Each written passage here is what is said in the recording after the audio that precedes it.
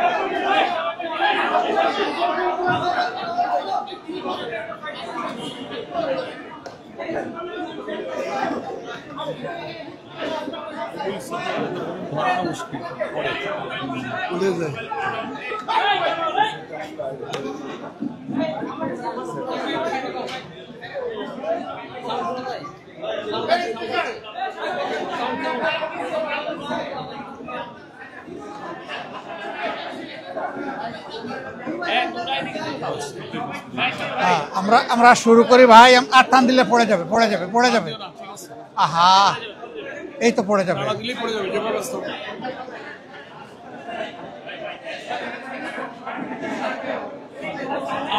আমরা একটু নীরব থাকি। আসসালামু আলাইকুম ওয়া রাহমাতুল্লাহি ওয়া বারাকাতুহু।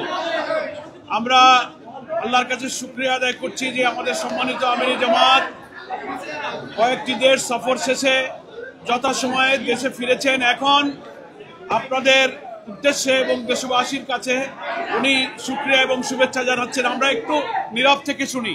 সম্মানিত আমিরে জামাত ডক্টর শফিকুর রহমান।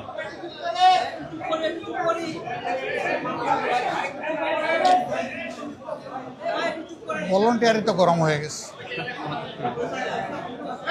আসসালামু আলাইকুম ওয়া রাহমাতুল্লাহ। সালামের জবাব দিতে হবে ভাই, আমি আবার সালাম দিচ্ছি। আসসালামু আলাইকুম ওয়া রাহমাতুল্লাহ। আপনারা সবাই ভালো আছেন? সম্মানিত সাংবাদিক বন্ধুগণ, আজকে আমার সাথে এখানে বাংলাদেশ জামাত ইসলামীর দুইজন নায়েবে আমির, সেক্রেটারি জেনারেল সহ কেন্দ্রীয় নেতৃবৃন্দ রয়েছেন। আপনারা হয়তো জানেন, গত মাসের 19 তারিখ আমি উমরার উদ্দেশ্যে দেশ থেকে বের হয়েছিলাম।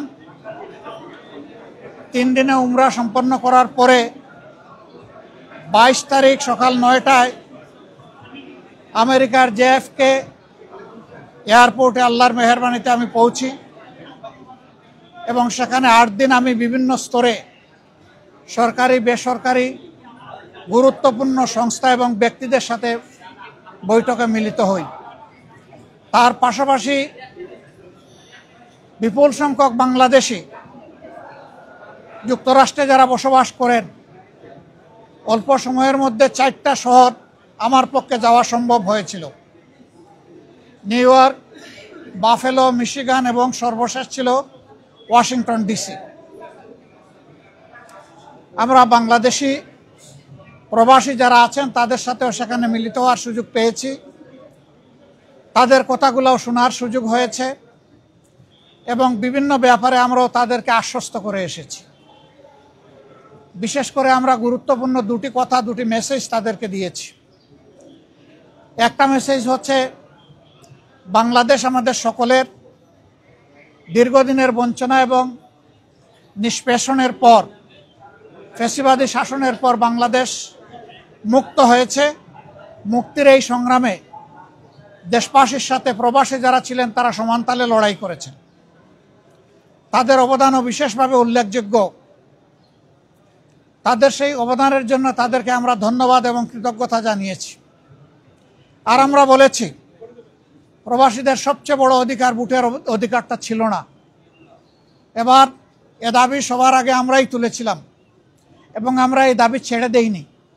আমরা এই দাবি নিয়ে প্রধান উপদেষ্টা, নির্বাচন কমিশন সহ গুরুত্বপূর্ণ সকল জায়গায় প্রবাসীদের হয়ে কথা বলেছি। আমরা সরকার এবং নির্বাচন কমিশনকে ধন্যবাদ জানাই। এই প্রথমবারের মতো ব্যাপক ভিত্তিক বিদেশিদেরকে ভোটার তালিকায় যারা প্রবাসী আমাদের তাদেরকে সম্পৃক্ত করার তারা উদ্যোগ নিয়েছেন, কিন্তু সেখানে কিছু সমস্যা রয়ে গিয়েছে। অক্টোবরের 30 তারিখ পর্যন্ত সময় বেঁধে দেওয়া হয়েছিল। এই সময়ের ভিতরে যে সফটওয়্যার এখানে ইনস্টল করা হয়েছে এটা ফাংশন করে নাই প্রপারলি, যার কারণে আগ্রহ থাকা সত্ত্বেও, চেষ্টা থাকা সত্ত্বেও অনেকেই কিন্তু ভোটার হতে পারেননি।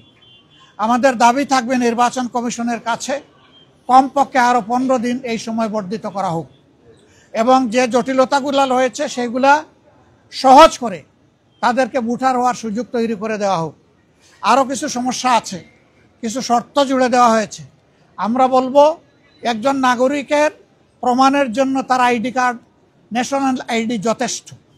তার পাশাপাশি যদি তার একটা পাসপোর্ট থাকে, ভ্যালিড পাসপোর্ট, তাহলে আর কিছুরই প্রয়োজন হয় না। সেখানে কোথায় কারেন্টের বিলকে দিল, পানির বিলকে দিল কি দিল না, হোল্ডিং ট্যাক্স দিল না, অনেকের 10-20 বছর ধরে দেশের বাইরে আছে, তারা এগুলো ব্যবহারও করে না, বিলও দেয় না, বিল দেওয়ার প্রয়োজনও হয় না। সেগুলোও শর্ত জুড়ে দেওয়া হয়েছে।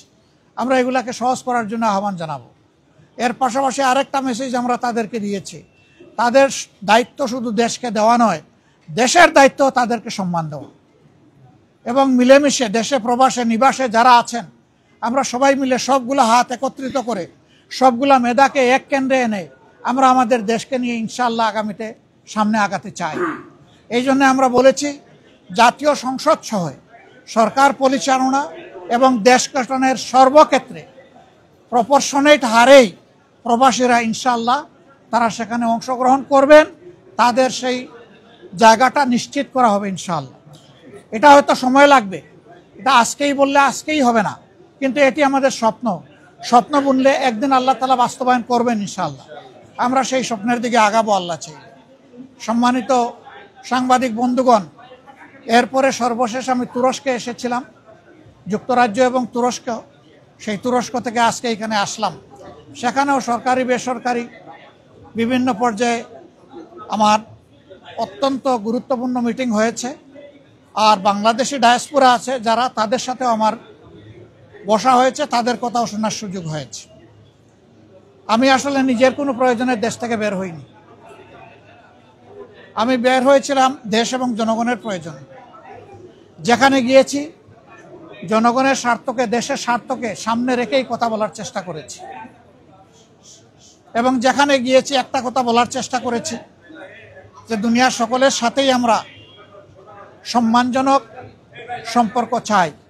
এই সম্পর্কটা হবে মিউচুয়াল রেসপেক্ট এবং ইকুইটির ভিত্তিতে।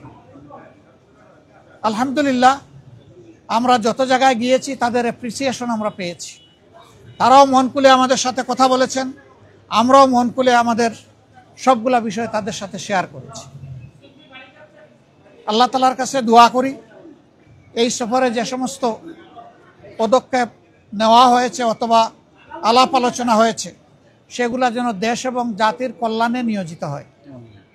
কোনো ব্যক্তি নয়, গোষ্ঠী নয়, দল নয়, দেশ এবং জাতির জন্য উপকার হয়। আপনারা এত সকালে এখানে কষ্ট করে এসেছেন, আমি সবাইকে ধন্যবাদ জানাবার আগে আরেকবার আপনাদের আন্তরিক সহযোগিতা কামনা করব। আসলে আপনারা জাতির, ব্যক্তিগতভাবে জাতির বিবেক, আর আপনাদের হাউসগুলো দর্পণ। আমরা সমাজের এই দর্পণ এবং জাতির বিবেকের কাছে দেশ গড়ার অভিযাত্রায় জামাতে ইসলামী যে সমস্ত কর্মসূচি ঘোষণা করছে যা দেশ এবং জাতির কল্যাণে, আমরা এই সবগুলোতে আপনাদেরকেও আমাদের সাথে চাই। কারণ আপনারা এই সমাজ থেকে বিচ্ছিন্ন নন, আপনারা শুধু সাংবাদিক নন, আপনারা এই দেশের নাগরিকও বটে। অতএব আমরা যে নাগরিক অধিকারটা নিশ্চিত করে একটা মানবিক বাংলাদেশ গড়তে চাই, বৈষম্যহীন বাংলাদেশ গড়তে চাই, এই ক্ষেত্রে আপনাদের ভূমিকা হবে অগ্রগণ্য, সেটা আমরা প্রত্যাশা রাখি। কারণ সাংবাদিকরা যখন জাতির কল্যাণের সিদ্ধান্ত নেন, জাতি তখন কল্যাণের পথ খুঁজে পায়। আল্লাহ রাব্বুল আলামিন আপনাদেরকে জাতির কল্যাণে কবুল করুন। সবাইকে আরেকবার ধন্যবাদ। আসসালামু আলাইকুম ওয়া রাহমাতুল্লাহ। আপনি নতুন করে আমির নির্বাচিত হয়েছেন, আপনার অনুভূতি জানতে চাই। আর গতকালকে বিএনপি তাদের দলীয় মনোনয়ন ঘোষণা করেছে বিভিন্ন সংগঠনে, আপনারা কবে করতে যাচ্ছেন এই দুইটা যদি একটু বলেন। আলহামদুলিল্লাহ। প্রথম প্রশ্ন হলো আমি আমির নির্বাচিত হয়েছি না, আমি আমির নির্বাচিত হইনি। আমার সহকর্মীরা আমার উপর একটা দায়িত্বের ভার অর্পণ করেছে। এই দায়িত্বটা বড় ভারী। আপনারা দোয়া করবেন দেশ এবং দিনের জন্য, এই দায়িত্ব পালনে আল্লাহ যেন আমাকে সাহায্য করেন। আর পাশাপাশি আমি আপনাদেরও সহযোগিতা চাই। বিএনপি তারাও চূড়ান্ত তালিকা প্রকাশ করেনি। আমি দেখেছি 237টা আসনে তারা তালিকা প্রকাশ করেছেন, আবার প্রশ্ন উত্তরে বলেছেন এটি চূড়ান্ত নয়, এর মধ্যেও পরিবর্তন আসতে পারে। আমরা কিন্তু 1 বছর আগেই প্রায় এই তালিকা বিভিন্নভাবে আঞ্চলিকভাবে আমরা এটা জানিয়ে দিয়েছি। চূড়ান্ত তালিকাটা সময় মতো আমরা ইনশাল্লাহ কেন্দ্রের পক্ষ থেকে ঘোষণা করব। তবে যেহেতু আমরা একা ইলেকশন করব না, আরও অনেককে আমরা ধারণ করব, দেশ এবং জাতির স্বার্থে সব দিক বিবেচনা করেই চূড়ান্তভাবে যথাসময় ইনশাল্লাহ আমরা প্রার্থী ঘোষণা করব।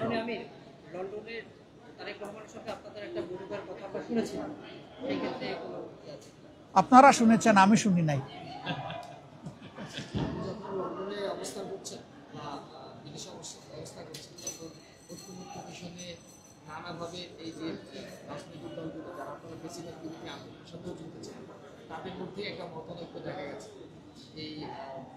আমি বুঝতে পেরেছি যে এই মতানৈক্য কেন।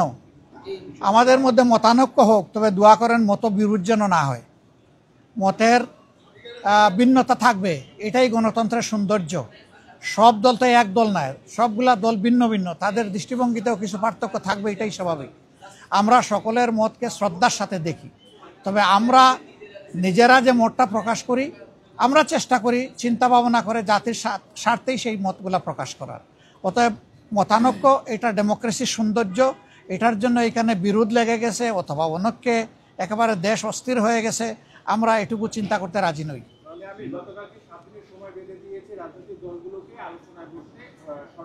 না, ওনারা বেঁধে দেয়নি, আমি এটাও শুনেছি ভালো করে। ওনারা অনুরোধ করেছে যে 1 সপ্তাহ সময়ের ভিতরে রাজনৈতিক দলগুলা বসে যদি একটা কনসেনসাসে পৌঁছতে পারে, সরকারের জন্য এটা ভালো। এবং আমরাই সবার আগে আমাদের পক্ষ থেকে আমাদের নায়েবে আমির আহ্বান জানিয়েছেন যে আসুন আমরা খোলামেলা আলোচনা করে আমরা সমাধানে পৌঁছি দেশ এবং জাতির স্বার্থে। আমরা আশা করি অন্যরা আমাদের এই আহ্বানকে সাড়া দেবেন ইনশাল্লাহ। গণভোটের ব্যাপারে তো আমরা আমাদের দৃষ্টিভঙ্গি অলরেডি আমরা দিয়ে দিয়েছি। ফেব্রুয়ারিতে নির্বাচন আমরা দেশবাসী সবাই দেখতে চাই ইনশাল্লাহ। শুধু আমরা না, সবাইকে নিয়ে আমরা দেখতে চাই।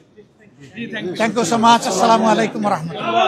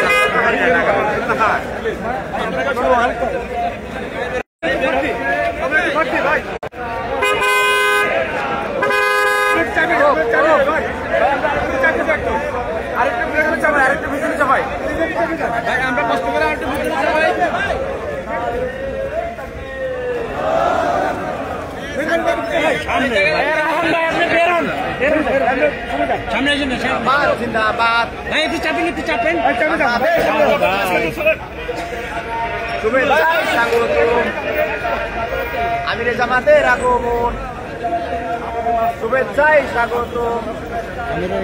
আমিরে জামাতের আগমন।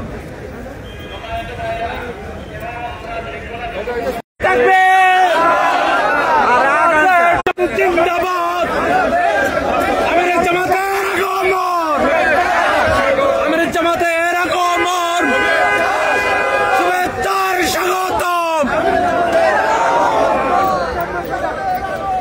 শুভেচ্ছার স্বাগতম।